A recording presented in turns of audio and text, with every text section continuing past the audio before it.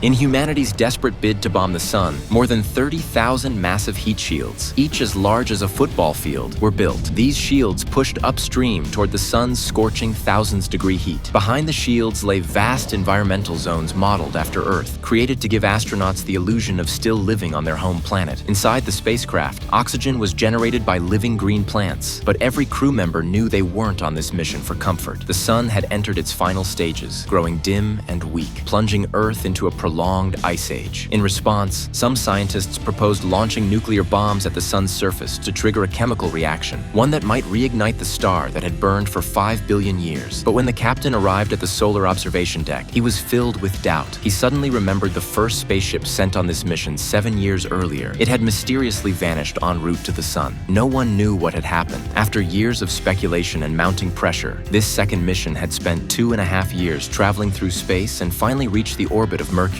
meaning they were now dangerously close to the sun. The crew, staring at tiny Mercury, couldn't contain their excitement. They marveled at the vastness of space and the fragility of life. But then the communications officer detected a strange signal coming from Mercury's dark side. After careful analysis, he was shocked to find that it originated from the very ship that disappeared 7 years ago, Spaceship One. The crew was stunned. Could someone still be alive? Haunted by questions, the captain decided to alter course and investigate. He also hoped to retrieve the nuclear bomb aboard that vessel. An extra payload could increase the chance of mission success. Calculations showed that as their spacecraft approached the sun and deployed its bombs, the propulsion speed combined with the sun's gravitational pull could distort space and time, potentially rendering the bomb ineffective. Another nuke could make all the difference, so the team turned toward the lost ship's coordinates. But disaster struck as the navigator adjusted course. He forgot to recalculate the new angle of the heat shields. As a result, the scorching solar rays struck the ship's unprotected side, damaging a large portion of its systems. The botanical oxygen generator was incinerated, and the botanist could only watch in anguish as the life forms he'd nurtured were turned to ash.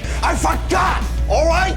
The navigator broke down, devastated, but time was running out. The captain made a bold call. He and the lead scientist would don heat-resistant suits and exit the airlock to manually adjust the misaligned heat shields. If they didn't act fast, the remaining ship systems would be completely destroyed. Under a blaze of intense solar fire, the two men shut down panel after panel, inching toward stability. But just as the captain reached the final heat shield, a wave of heat surged forward. He froze, panic overtaking his face. But more than the fear of death, he was struck by a far greater realization: just how powerless humanity truly is when faced with the raw fury of nature.